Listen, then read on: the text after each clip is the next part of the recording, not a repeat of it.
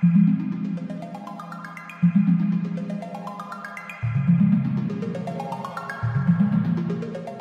up gamers, and gamers, my name is John and welcome back to Cafe Space Angel Part 1.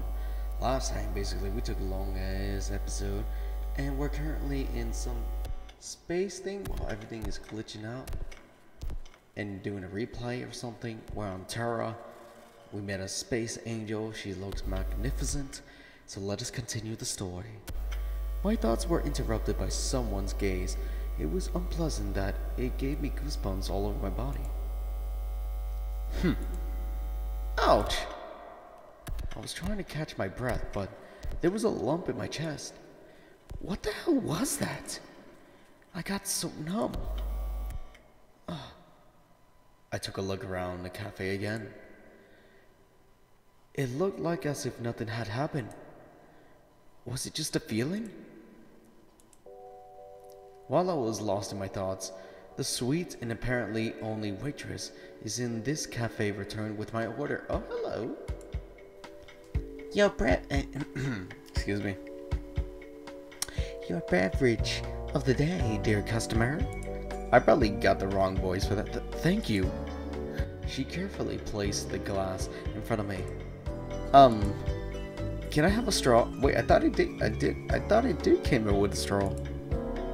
You forgot. The waitress looked at me in surprise. I probably shouldn't have emphasized that she'd forgotten it. Straw? What for? What's that supposed to mean? What beverage is this? Without a straw? I frowned. What's wrong with her? Don't tell me she's a brainless fool. But the beverage is not determined to be presence of a straw. The beverage is determined by placing the substance in a glass. I think that was her voice. I don't know. What in the world are these strange, memorized phrases? It's not like that at all. The waitress recovered herself and hung her head. I am so sorry to say this, but there are no straws in our cafe. The cafe which makes a specialty out of beverages does not have straws? Nonsense! She looked around in confusion, not knowing what to do. So, all right. Never mind. Wait a minute, please! She seemed to have had an eureka moment and quickly went to the counter. So they actually have straws. The waitress returned with as quickly as she had left. With a spoon in hand, well, that can work too. Like I said, there are no straws in our cafe, but we have spoons. Take it, please. She stood in front of me, confused, not knowing how to give me the spoon, clutching it in her hand. I went numb, unable to say anything, completely lost in the situation. Pardon me. The waitress put the spoon on the table next to the glass. ... Oh, she's adorable. Thanks. I finally thanked her, even for such a strange and unusual act. She continued to stand, collapsing on the edge of the tray. Does she have something to say? Or was it my request that caused her program to crash? I really don't have to pay, do I? Oh, do not say that. ... Would you like to hear a story of this beverage? Did I come on some holiday? Does the beverage have its own story? Yes, if you want. Other customers like it, I guess. She smiled heartily, preventing my sarcastic thoughts. Sure, tell me all about it. I turned to the wall in embarrassment, still side-glancing at the waitress. The waitress took a deep breath and began her story. The beverage is called the Lighthouse in the Arms of the Morpheus because the lighthouse keeper comes up with the recipe for it. The lighthouse is a tall tower with signaling lights at the top of it. This lighthouse is needed so the ships can safely navigate the seas. Can you imagine something like that? Of course I can. I even went on a field trip to Yokohama Marine Tower in high school once, even though it's not a real lighthouse anymore. The waitress looked admiringly at me as if I said I was on the moon. So once upon a time, pirates, reckless sea thugs, approached the lighthouse and decided to occupy it in order to trap the merchant ships. Why does she explain obvious things? Even children know what pirates are. Okay, hold on. Oh my god. Everyone knows what pirates are. The lighthouse keeper was all alone, but he wasn't discouraged by all their overwhelming numbers and defeated every single one of them. Oh, she feels so confident. That's interesting.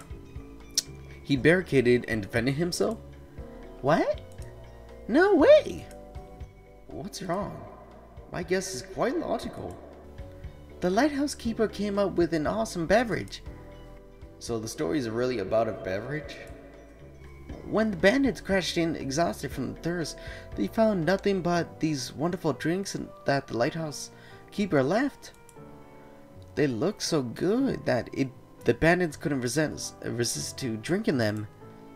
And the magic beverage turned them into good and honest people? I laughed in my sleeve. No.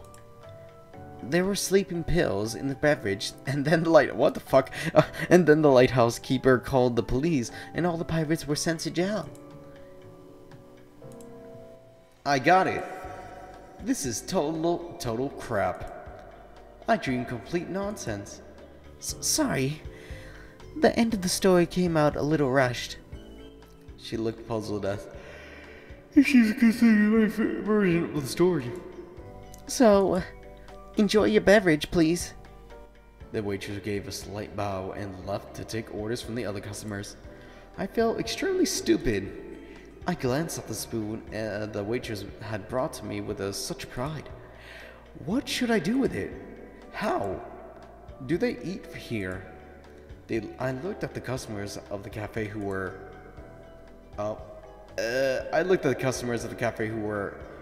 swallowing the beverage with a glass. Oh my gosh, I wish I hadn't seen that. What an idiotic dream. Ooh, I looked at the beverage, which looked more like food model on display than the real one. Alright, it looks pretty good.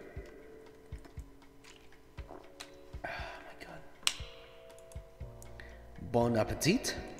Oh yeah. I hope there are no sleeping pills in there, otherwise I will fall asleep in a dream and then there will only be Inception. I scooped up some whipped cream and syrup and ate it. Wow! How come it's so... Uh-oh. Tasteless? It's neither sweet or sour, and not even bitter. I cannot say that the taste is good because this beverage simply has no taste at all. It's nothing. I thought I was able to taste food in my dreams, so I was truly disappointed. I don't want to make the nice waitress feel bad, so I try to act like it tastes good. With a hopeless look on the face, I finished eating my beverage with a spoon like a soup. Hunger took a second place, and I was able to relax a bit. What should I do now?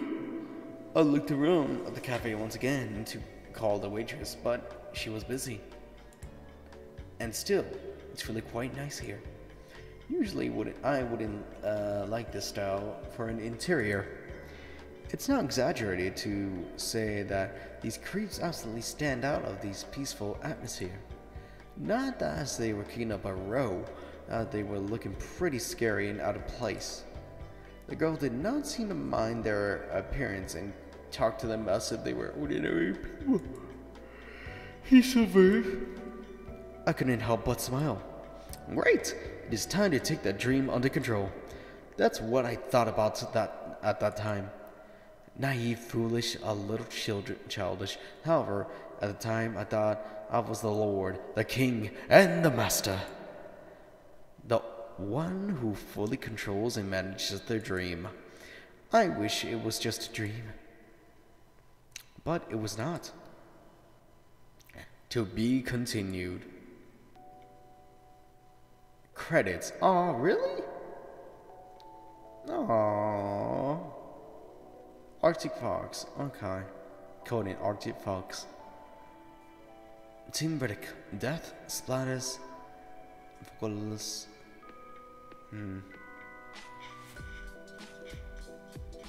Alright. Cafe Space Angel Terria 2020.